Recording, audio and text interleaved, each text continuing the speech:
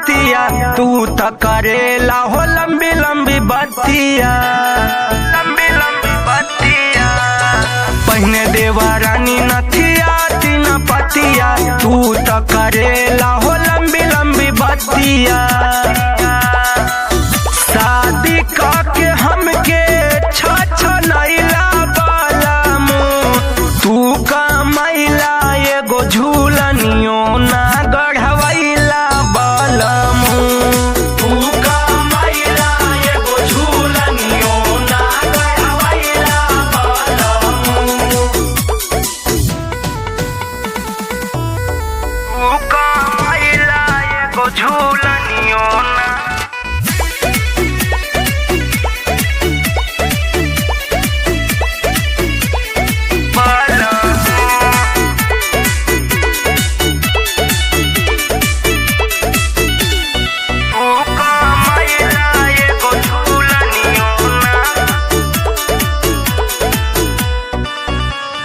Rainbow Akshay कहिया पुरई बयार मनवा, रविंदर दीवाना से हम देहबो रहनावा। रेम्बो अक्षय कहिया पुरई बयार मनवा, रविंदर दीवाना से हम देहबो रहनावा।